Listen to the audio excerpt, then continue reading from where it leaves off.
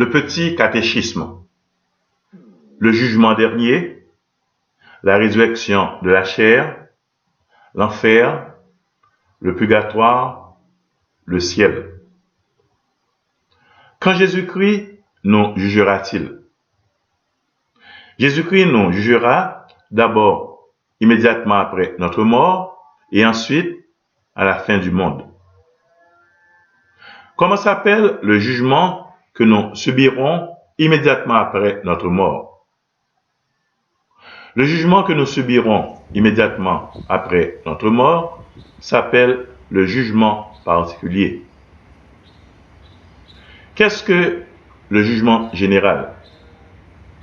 Le jugement général est celui que tous les hommes subiront ensemble à la fin du monde. Pourquoi Jésus-Christ juge-t-il les hommes immédiatement après leur mort?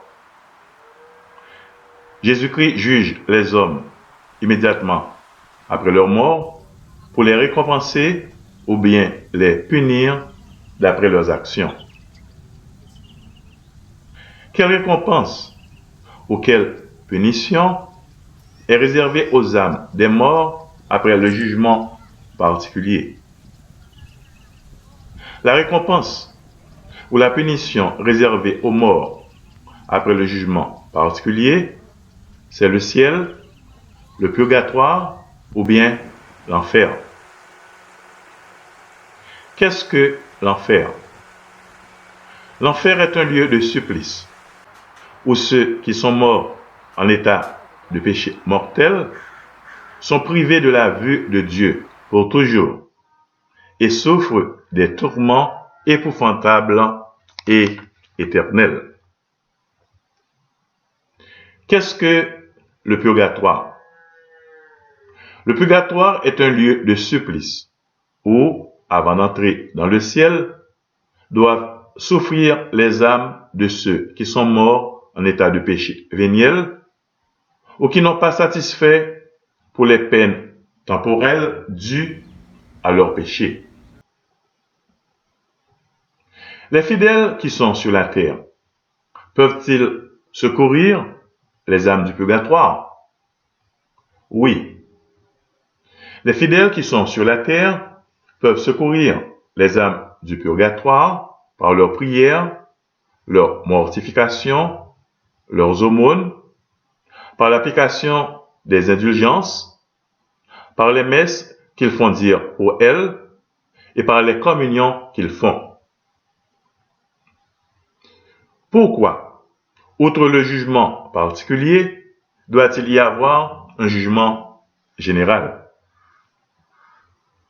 Outre le jugement particulier, il doit y avoir un jugement général parce que Dieu, ayant toléré sur la terre la prospérité des méchants, permis l'épreuve des justes, voudra, à la fin du monde, faire éclater sa justice devant tous les hommes.